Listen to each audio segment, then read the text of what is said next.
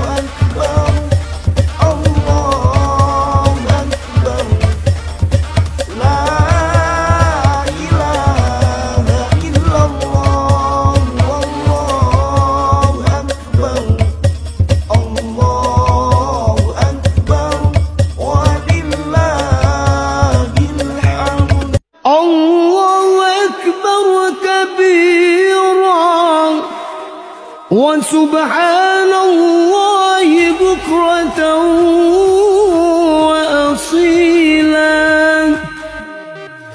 لا إله إلا الله وحده صدق وعده ونصر عبده وأعز جنده وهزم الأحزاب وحده لا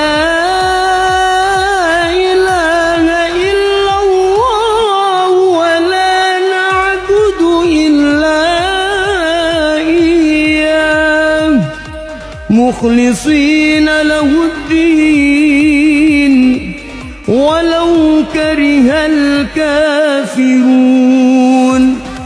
ولو كره المشركون لا إله إلا الله والله أكبر الله أكبر ولله الحمد.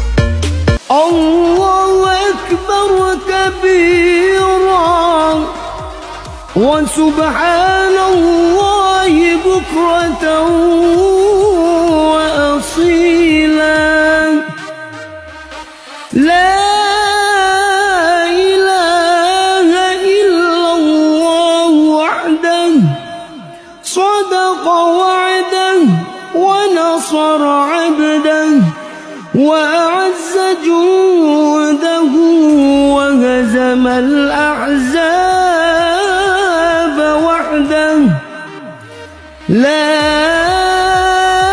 إله إلا الله ولا نعبد إلا إياه مخلصين له الدين ولو كره الكافرون ولو كره المشركون لا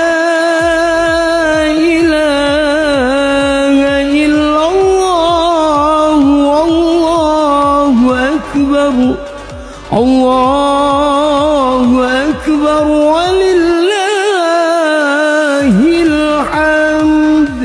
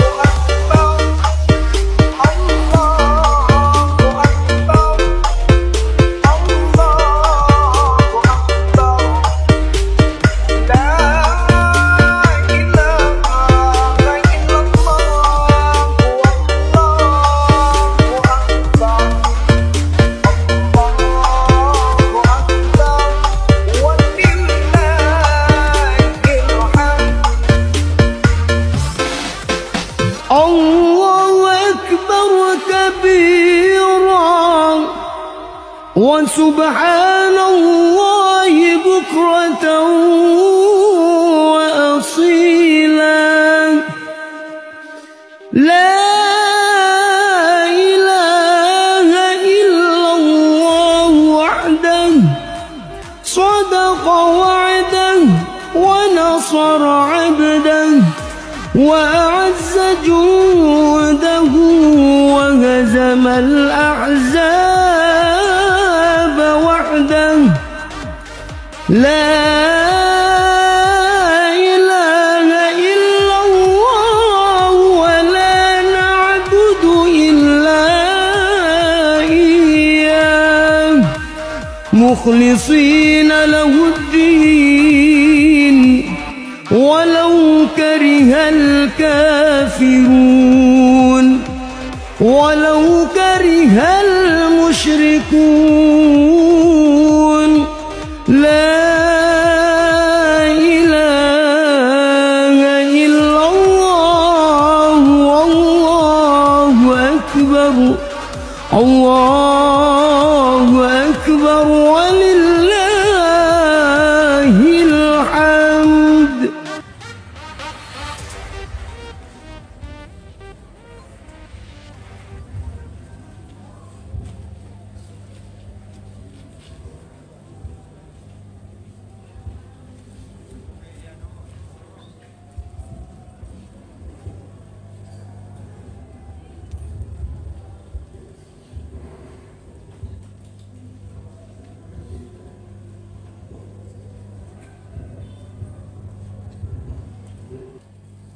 Atimu sufufakum wa tarasu.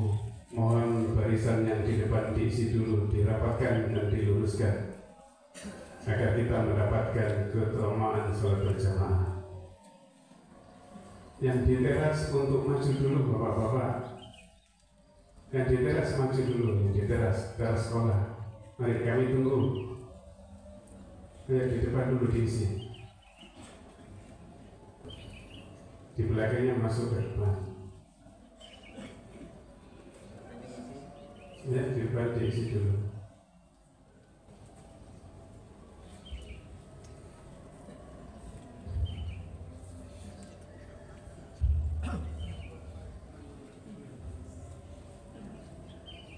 Allahu Akbar.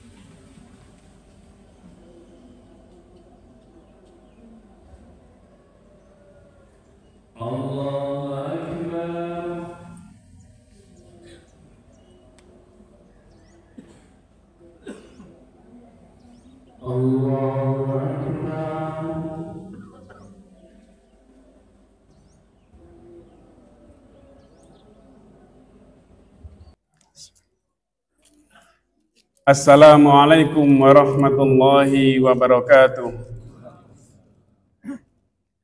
Allahu Akbar kabira, walhamdulillahi katsira, wa subhanallahi bukratan wa asila.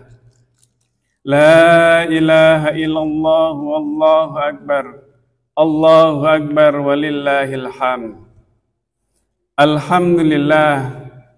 Alhamdulillahilladzi ja'ala hadzal yawma 'idan li'ibadillah wa khatama bihi syahrus siyami lil mukhlisina hunafa'a lillah. Asyhadu an la ilaha illallah wahdahu la syarikalah wa asyhadu anna Muhammadan abduhu wa rasuluh la nabiyya ba'dah. Allahumma salli wa sallim wa barik ala nabiyyina Muhammadin wa ala alihi wa sahbihi wa mawalah. Faya ibadallah, usikum wa nafsi bitaqwallah, faqad fazal muttaqun. Wa qala Allah Ta'ala fi kitabihil karim, a'udzu billahi minasyaitonir rajim, bismillahirrahmanirrahim. Ya ayyuhalladzina amanu taqullaha haqqa tuqatih wa la tamutunna illa wa antum muslimun. Ya ayyuhalladzina amanu taqullaha wal tanzur nafsum ma qaddamat lighad wattaqullaha innallaha khabirum bima ta'malun. Jamaah salat Idul Fitri yang dirahmati Allah, kita panjatkan rasa syukur kehadirat Allah Subhanahu wa Ta'ala karena atas nikmatnya hingga hari ini kita diberi kesehatan dan kenikmatan ruhaniyah yang sangat luar biasa. Kita selama 1 bulan penuh diberi kesempatan oleh Allah untuk bisa menjalankan ibadah puasa Ramadan, dan itu tidak semua orang bisa menjalankannya dengan sebaik-baiknya. Tetapi kita alhamdulillah bisa menyempurnakan hingga kita bisa melakukan salat Idul Fitri di lapangan yang insya Allah penuh barokah ini. Yang kedua, kita juga patut bersyukur kepada Allah karena pada hari ini kita diberi kenikmatan untuk bisa menjalankan ibadah salat, lalu diteruskan dengan khutbah, lalu kemudian kita bersama-sama anak-anak kita bersama istri kita, suami kita, bersama ayah ibu kita.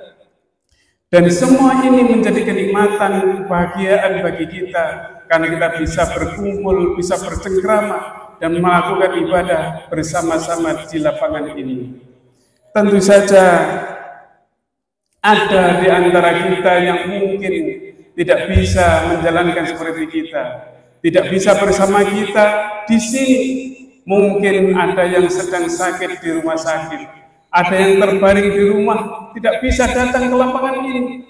Dan mungkin juga ada dari famili kita, saudara kita yang mungkin tidak bisa pulang kampung karena keterbatasan bekal dan finansial.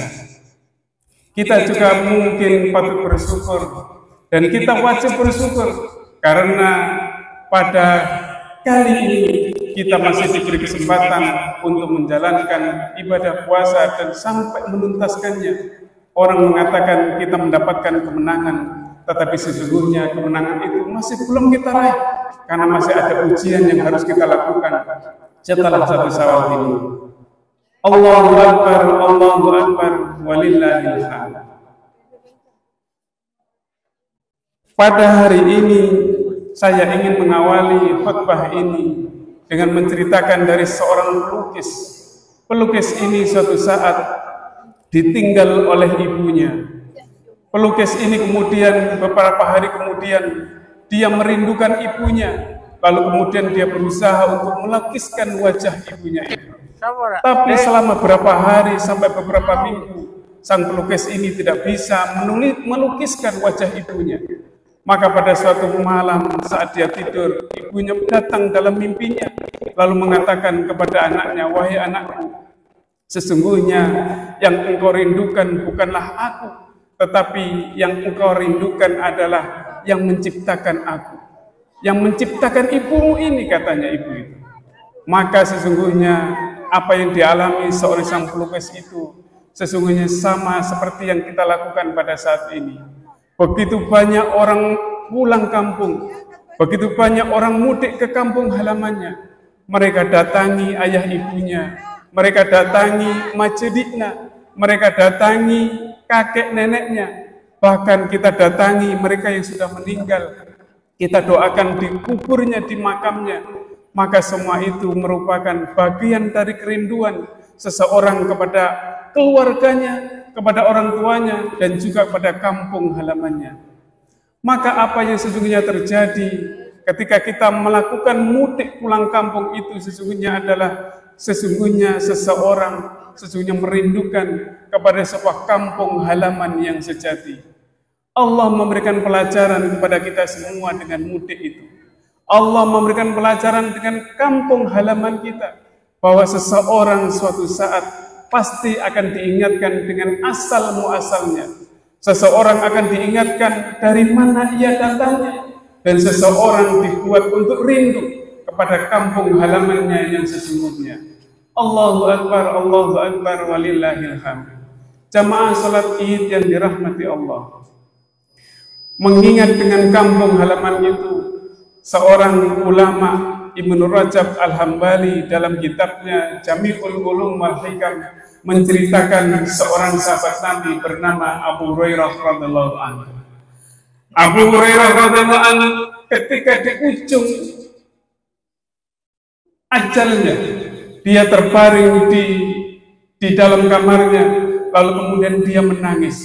Para sahabatnya pun kemudian bertanya, "Wahai Abu Hurairah, apa yang engkau khawatirkan sehingga engkau harus menangis?" Maka Abu Hurairah pun menjawab, "Aku menangis bukan karena memikirkan dunia yang akan aku tinggalkan. Aku menangis juga bukan karena anak dan istri yang aku tinggalkan. Aku menangis karena aku membayangkan betapa jauh dan panjang perjalananku menuju hari akhirat, kampung halamanku yang sejati. Aku harus menghadap Allah yang Maha Menciptakan aku, dan aku pun tak tahu perjalananku akan terhenti di mana. Jangan-jangan terhenti di neraka yang penuh dengan penderitaan, tetapi aku berharap perjalananku terhenti di surga yang penuh dengan kenikmatan itu. Aku juga menangis karena aku khawatir bekal perjalanan panjangku menuju hari akhir, menuju kampung halamanku yang sejati itu tidak cukup sehingga aku tidak sampai di hari akhir nanti." Lalu Abu Hurairah pun kemudian berdoa kepada Allah, "Ya Allah, aku merindukan pertemuan denganmu ya Allah. Sekiranya engkau berkenan menerimaku, segerakanlah pertemuan ini." Tidak lama kemudian Abu Hurairah radhiyallahu anhu kemudian dipanggil oleh Allah dan mengembuskan nafasnya yang terakhir. Kita bisa membandingkan perjalanan menuju hari akhir, perjalanan menuju kampung halaman sejati itu dengan perjalanan pulang kampung atau mudik ke kampung halaman kita masing-masing. Ketika kita hendak melakukan perjalanan pulang ke kampung halaman kita, maka kita melakukan persiapan sebaik-baiknya untuk melakukan perjalanan itu. Mulai dari pakaian, kendaraan, makanan, uang, dan sampai semua tiket dan seterusnya kita siapkan, bukan hanya sehari 2 hari, tetapi seminggu bahkan 1 bulan sudah kita siapkan sebelumnya. Maka kita bisa membayangkan, bisa mempertanyakan kepada diri kita, sampai di mana lalu persiapan kita untuk melakukan perjalanan kita menuju kampung halaman kita yang sejati di hari akhir nanti. Allah di dalam surat Al-Baqarah ayat 197 mengingatkan kita, "Wa tazawwadu fa inna khairaz zadi taqwa." Maka berbekalah kalian semua, karena sesungguhnya bekal terbaik bagi kalian semua adalah takwa. Wattaquni ya ulil albab. Maka bertakwalah kalian semua kepadaku, wahai orang-orang yang diberi akal. Takwa itu bukan hanya sholat, takwa itu bukan hanya puasa, takwa itu juga bukan hanya haji dan umrah, takwa itu juga hanya berzikir dan juga itu membaca Al-Quran. Tetapi bertakwa itu juga adalah merupakan kebaikan-kebaikan sosial yang kita lakukan.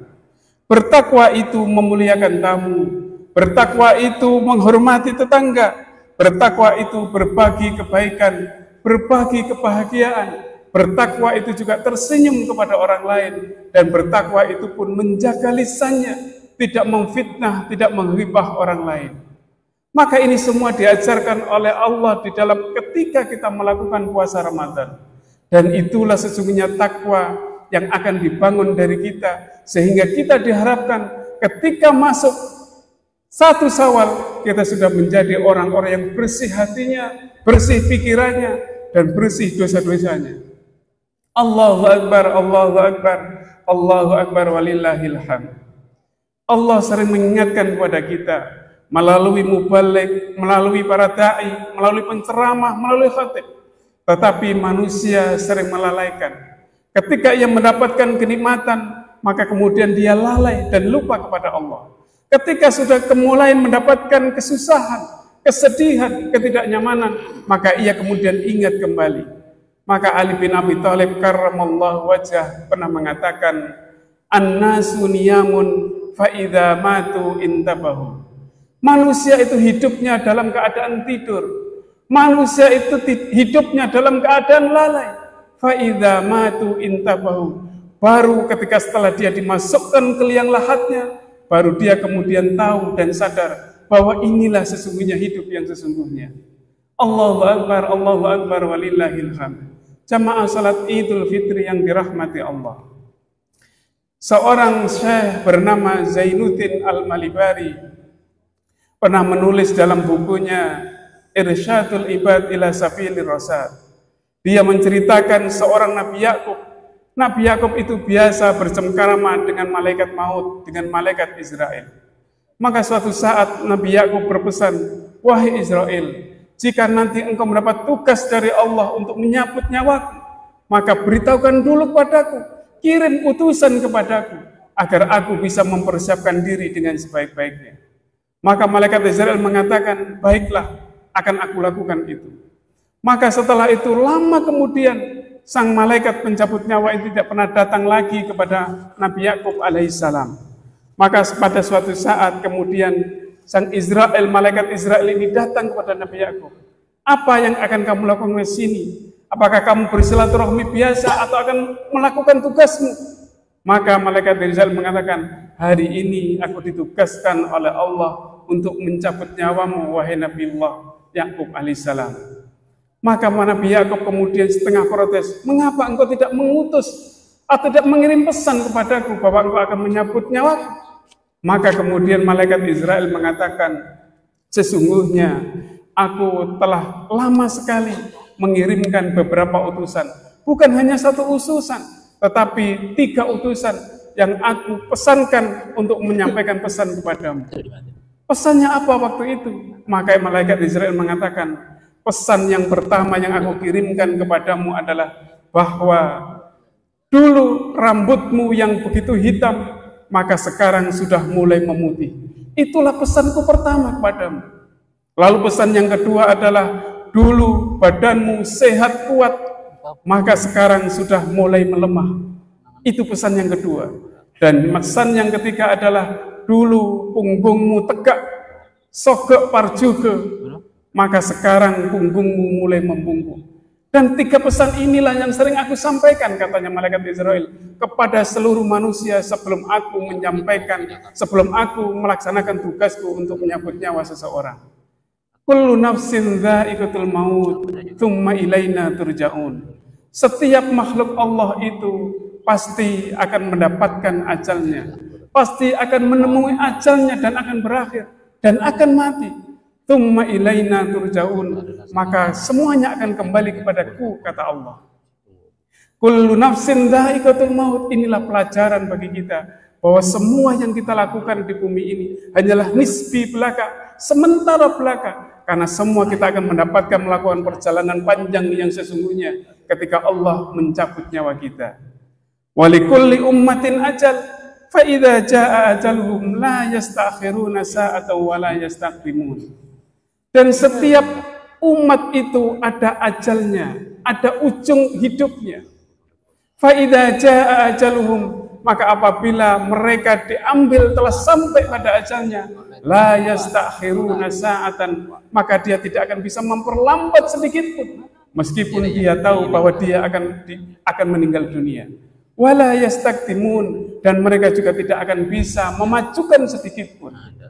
Oleh karena itu, sebagai manusia biasa, sebagai makhluk Allah yang lemah, maka kematian itu sekali lagi tidak pernah memandang kepada orang tua atau orang muda. Kematian itu tidak pernah memandang apakah dia orang kaya atau orang miskin. Banyak di antara kita, saudara kita, teman kita yang mungkin sudah tua, berbaring di pembaringannya bertahun-tahun merendah sakit. Tetapi kemudian Allah tidak segera mencabutnya, tidak segera memanggilnya. Tetapi kita kadang-kadang seringkali mengetahui ada anak muda yang baru hari ini bercengkrama dengan kita, tetapi ternyata besoknya sudah dipanggil oleh Allah Subhanahu wa Ta'ala. Inilah sebuah takdir yang semuanya tidak tahu kapan dia akan meninggal. Wa ma tadri nafsum bi ayyi ardin tamut, kata Allah. Maka manusia tidak tahu di mana dan kapan dia akan dipanggil oleh Allah Subhanahu wa taala. Allahu akbar walillahil hamd. Jamaah salat Id yang dirahmati Allah. Terakhir saya ingin menyampaikan sebuah hadis bahwa suatu saat seusai salat Idul Fitri, Rasulullah sallallahu alaihi wasallam mengucapkan amin 3 kali. Amin, amin, amin. Setelah salat Id, para sahabat bertanya, "Ya Rasulullah, mengapa engkau mengatakan amin, amin 3 kali? Padahal engkau tidak dalam keadaan berdoa." Maka kemudian Rasulullah menjawab, "Sesungguhnya sebelum aku naik mimbar, ada malaikat Jibril yang meminta izin kepadaku, ingin berdoa dan meminta kepadaku supaya aku ikut mengamininya." Doa yang pertama malaikat Jibril adalah, "Ya Allah, jangan engkau terima puasa seorang anak yang durhaka kepada kedua orang tuanya." Maka aku pun mengatakan amin. Doa yang kedua yang dilantunkan oleh malaikat Jibril adalah, "Ya Allah, jangan engkau terima puasa seorang istri yang durhaka kepada suaminya, yang tidak taat kepada suaminya." Maka aku pun mengamininya, amin. Dan doa yang ketiga yang disampaikan oleh malaikat Jibril adalah, "Ya Allah, jangan terima puasa orang yang tidak mau memaafkan sesamanya." Maka aku pun mengamininya. Oleh karena itu, bapak-bapak, ibu-ibu, dan jamaah salat Id yang dirahmati Allah, mungkin kita masih punya orang tua. Marilah kita sebagai seorang anak meminta maaf kepada orang tua kita, agar Allah menerima puasa kita. Dan kita sebagai orang tua pun harus memaafkan itu, agar ada kelapangan, tidak ada batas antara seorang anak dan orang tua. Kita mungkin sebagai seorang istri, seorang suami juga harus saling bermaaf-maafan. Kenapa?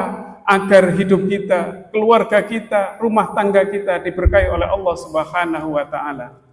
Dan terakhir, kita juga sebagai manusia tentu saja harus saling memaafkan sesama manusia.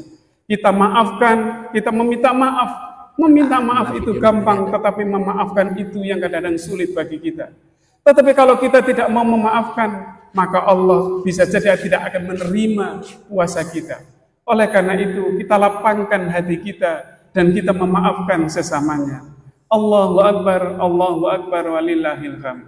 Di akhir khutbah ini, marilah kita sejenak memohon kepada Allah, berdoa, semoga apa yang kita lakukan di bulan suci Ramadan, Allah menerima semuanya.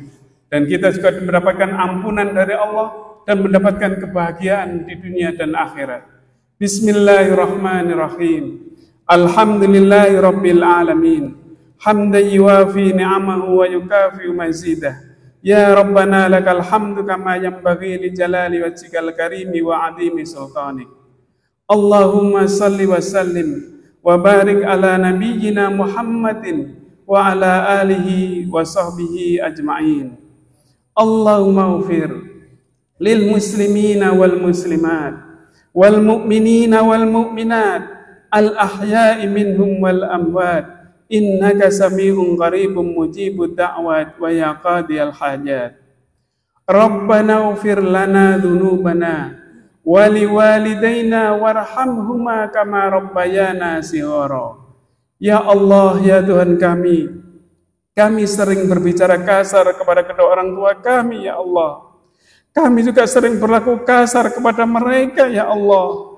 Kami sering membentak mereka, dan kami juga sering memaksakan kehendak kami kepada mereka, ya Allah.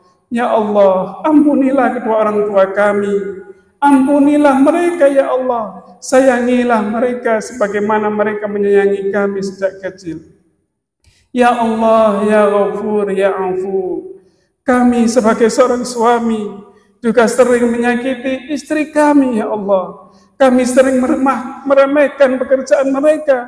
Kami sering tidak menghargai kebaikan mereka. Kami juga kadang sering membentak mereka, ya Allah. Ya Allah, ya Tuhan kami. Ampunilah istri kami, ya Allah. Dan sayangilah dia, ya Allah, dan peruntukkanlah kami di hari akhir nanti di surgamu, ya Allah. Ya Allah, ya Rahman, ya Rahim. Kami sebagai seorang istri juga kadang-kadang menyakiti suami kami, ya Allah. Kami sering tidak taat pada nasihat kebaikan suami kami, ya Allah. Kami sering berprasangka buruk kepada suami kami. Ya Allah, ampunilah suami kami, ya Allah. Dan kumpulkanlah kami bersama anak-anak kami di surgamu, ya Allah. Allahumma la taj'alhu akhiral anti min siyamina iya. Wa in ja'altahu faj'alni marhuman wa la taj'alni mahruman. Ya Allah, ya Tuhan kami, jangan jadikan Ramadan tahun ini sebagai Ramadan terakhirku, ya Allah. Ya Allah, ya Tuhan kami, jika ini memang Ramadan terakhirku, ya Allah, maka jadikanlah aku seorang hamba-Mu yang Kau sayangi. Dan jangan jadikan aku sebagai seorang hamba yang Engkau murkai, ya Allah. Rabbana taqabbal minna siyamana wa qiyamana wa ruku'ana wa sujudana wa tilawatana wa ta'abbudana wa sadaqatana wa infaqana wa zakatana innaka antas sami'ul alim. Ya Allah, kami telah bersusah payah menjalankan puasa ibadah Ramadan, ya Allah. Kami bersungguh-sungguh, ya Allah. Kami bersungguh-sungguh melakukan qiyamul lail, ya Allah. Kami beriktikaf, kami berinfak, kami bersedekah, ya Allah. Kami juga berzikir siang malam, membaca ayat-ayat-Mu, ya Allah. Ya Allah, terimalah, ya Allah, apa yang telah kami lakukan selama di bulan Ramadan ini, ya Allah. Allahumma inna nas'aluka ridhaka wal jannah wa na'udzubika min sakhatika wan nar. Allahumma innaka afuwun tuhibbul afwa fa'fu anni. Rabbana hab lana min azwajina wa dhurriyyatina qurrata a'yun waj'alna lil muttaqina imama. Ya Allah, ya Tuhan kami, karuniailah anak-anak kami ketaatan dan ketakwaan kepada-Mu dan kepada Rasul-Mu. Jadikanlah anak-anak kami, anak-anak yang berbakti dan taat kepada orang tuanya, ya Allah. Jadikanlah mereka anak-anak yang soleh dan solihah, yang senantiasa mendoakan kami sebagai orang tua. Kami memaafkan anak-anak kami, ya Allah. Kami memaafkan mereka, ya Allah. Karunialah mereka, rahmatilah mereka, dan ampunilah dan jadikanlah anak-anak kami, anak-anak yang soleh dan solihah. Jadikanlah anak-anak kami sebagai penyejuk hati kami. Dan jangan jadikan anak kami sebagai anak yang bisa merepotkan kami di dunia dan di akhirat, ya Allah. Ya Allah, sehatkanlah anak-anak kami dan luaskanlah rizkinya. Rabbana zalamna anfusana wa illam taghfir lana wa tarhamna lanakunanna minal khasirin. Ya Allah, kami mendolimi diri kami, ya Allah. Ya Allah, kami sering beraniaya, sering berbuat dosa, maksiat, ya Allah. Maka jika Engkau tidak mau mengampuni kami, tidak menyayangi kami, maka kami termasuk orang-orang yang merugi. Rabbana atina fid dunya hasanah wa fil akhirati hasanah wa qina adzabannar. Subhana rabbika rabbil izzati amma yasifun wa salamun alal mursalin walhamdulillahi rabbil alamin. Taqabbalallahu minna wa minkum taqabbal ya karim. Wassalamualaikum warahmatullahi wabarakatuh. Selamat hari lebaran minal aidin wal faidin. Mari bersalam-salaman, saling memaaf-maafkan. Ikhlaskanlah dirimu, sucikanlah hatimu. Sebulan berpuasa, jalankan perintah agama. Selamat hari lebaran minal aidin wal faidin. Mari mengucapkan syukur kehadirat Ilahi. Kita berkumpul semua bersama sanak keluarga. Tak lupa kawan semua, jumpa di hari bahagia. Selamat hari lebaran minal aidin wal faidin. Terima kasih telah menonton channel Suara Demokrasi. Jangan lupa tekan subscribe, like, and share ya.